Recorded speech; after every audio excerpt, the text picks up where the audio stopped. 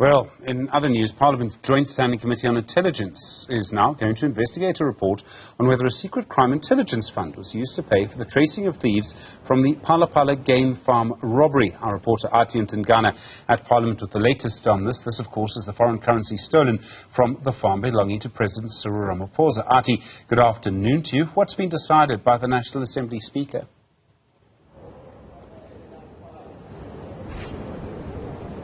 A very good afternoon to you, Stephen. Well, you will recall that the Democratic Alliance had written to the Speaker of the National Assembly requesting her to form an ad hoc committee that would essentially probe the allegations around the cover-up at the Phala-Phala farm by, of course, some of the people who are allegedly from Namibia.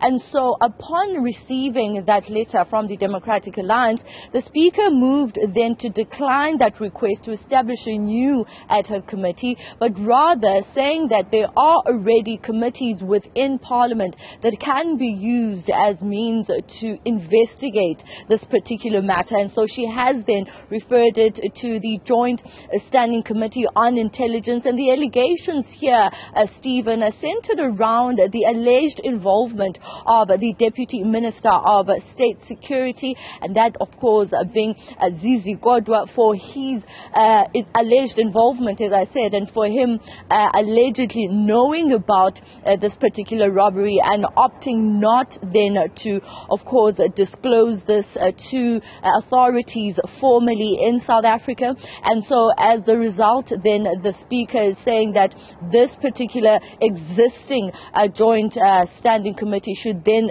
probe these allegations, which of course have been brought by the Democratic Alliance's Johnston aides. And also in these allegations, what we're noticing, Stephen, is that they also allege not only that, of course, Zizi Godwa knew about this particular robbery, but then also that he was, of course, working with the head of the Presidential Protection Unit, Major General Wali Roda, and that there was this secret fund which was used to channel about 2 million rands a month to try and deal with security issues pertaining to the president's private Phala-Phala game farm. And you would know that this particular decision by the Speaker of the National Assembly to refer this matter to an existing committee comes at the back of pressure mounting really from opposition parties in Parliament. You would recall that even the ATM last week and even prior to last week,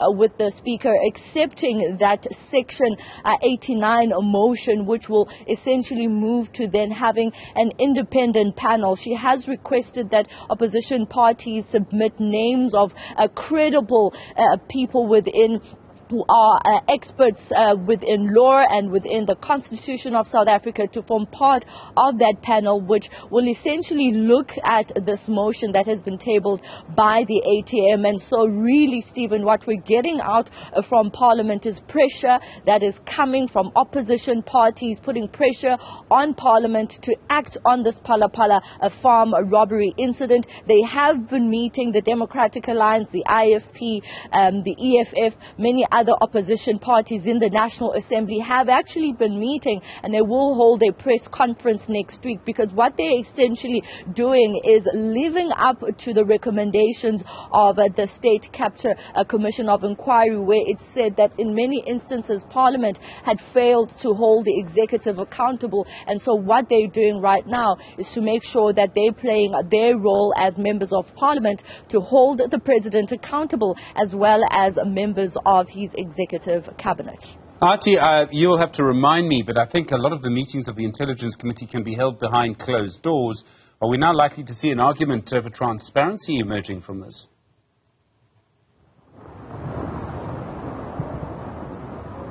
Of course, those are some of the issues which will obviously be ventilated and dealt with by the Joint Standing Committee on Intelligence. They will, of course, probably bring their side. This is, of course, from the Deputy Minister, Zizi Godwa, as to his alleged involvement and whether there are some of these conversations within state security and the intelligence that can actually be shared out publicly. You may also know already there's talk from the opposition bench trenches to have those responses. You might recall that the public protector, the one who's suspended now, or even though we know that the investigation is continuing in the office of the public protector, before she was suspended, she asked those 31 questions from the president pertaining to the Phala-Phala farm robbery. And we know that opposition parties had already been asking the office of the public protector to make those answers, that reply by the president, public, saying it's a matter of public interest and that the president breached his code of ethics.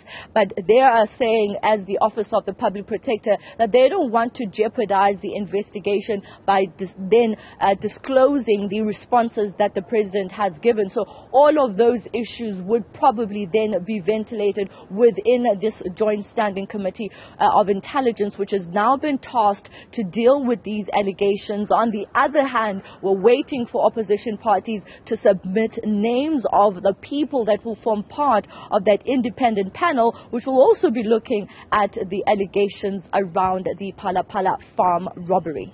Athi Mtongana for that live update. Thank you very much indeed.